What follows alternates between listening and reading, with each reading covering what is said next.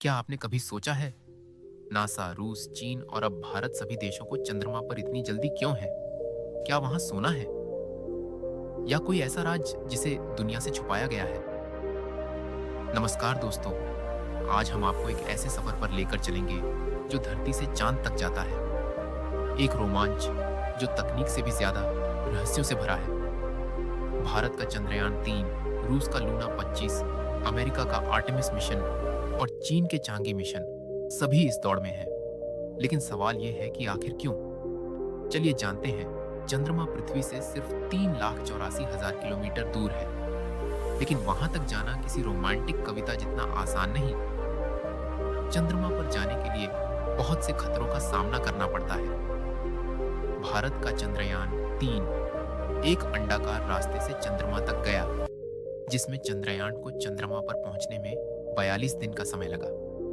वहीं अमेरिका और रूस सीधा रास्ता अपनाते हैं, जिससे 4 से 5 दिन में वहां पहुंचा जा सकता है। लेकिन यह सिर्फ सफर की बात है। असली कहानी वहां से शुरू होती है, जब आप चंद्रमा की जमीन पर कदम रखते हैं। चंद्रमा पर ना हवा है, ना पानी, ना ऑक्सीजन और ना ही कोई आवाज। जी हाँ, वहां इतनी शांति है कि आप अपनी ही आवाज नहीं सुन सकते।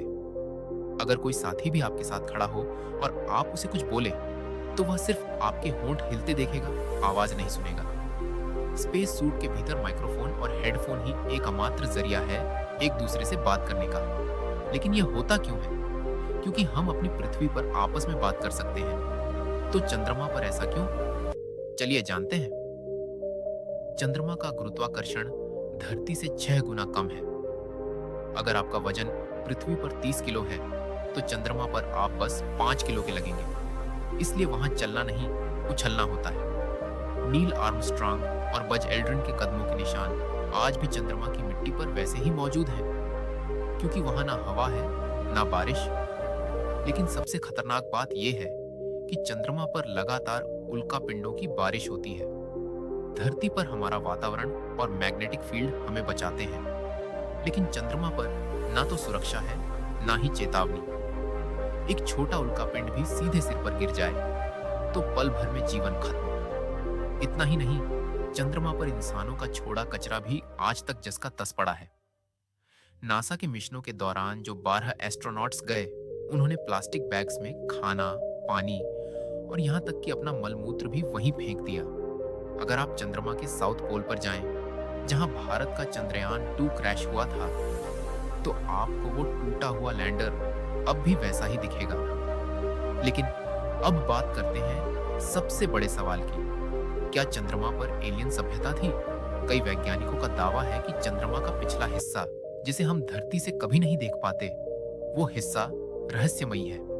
वहां ऐसी संरचनाएं और ध्वनियां रिकॉर्ड हुई हैं जो किसी इंसानी निर्माण की तरह लगती हैं। चंद्रयान 1 ने भी चंद्रमा पर पानी के अंश और कुछ अजीब सी हीट सिग्नेचर खोजे थे, जो किसी सक्रिय ऊर्जा स्रोत का संकेत देते हैं। चंद्रमा की सतह पर रिजुलिथ नाम की धूल होती है, जो बेहद महीन, काली और चिपकने वाली होती है।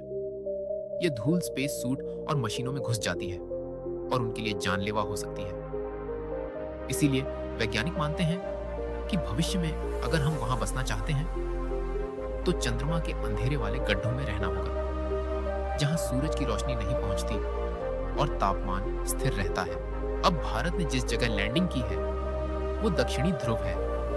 यह जगह खास इसलिए है क्योंकि यहाँ हमेशा छाया रहती है, जिससे बर्फ यानी जमे हुए पानी की संभावना सबसे ज्यादा है। अगर यहाँ से पानी मिल गया, तो भविष्य में वहां इंसान रह सकते हैं, खेती कर सकते हैं और अंतरिक्ष के और बड़े मिशनों के लिए फ्यूल तैयार कर सकते हैं। चंद्रमा सिर्फ एक चट्टान नहीं है, यह हमारा निकटतम पड़ोसी भी है और संभवतः अंतरिक्ष के लिए गेटवे भी। भविष्य में स्पेस स्टेशन, मून बेस और इंटरप्लैनेटरी स्पेसशिप यहीं से ऑपरेट हो सकते हैं। तो दोस्तों, यह थी चंद्रमा की कुछ रहस्यमयी जानकारी। तो दोस्तों, चंद्रमा अब सिर्फ कविताओं और कहानियों का हिस्सा नहीं, बल्कि देशों की दौड़, विज्ञान की खोज और भविष्य की उम्मीद बन चुका है। अगर मौका मिले, तो क्या आप चंद्रमा पर जाना चाहेंगे या फिर वहीं बसना चाहेंगे? एक नई दुनिया की शुरुआत करने नीचे कमेंट करके जरूर बताएं। वीडियो पसंद आया हो तो इसे लाइक करें, शेयर करें और ऐसे ही विज्ञान आधारित सस्पेंस भरे कंटेंट के लिए हमारे चैनल को सब्सक्राइब करना ना भूलें। और हाँ, अगली बार जब चांद को देखो तो याद रखना, वह सिर्फ एक खगोलीय पिंड नहीं बल्कि रहस्यों की चाबी है। धन्यवाद।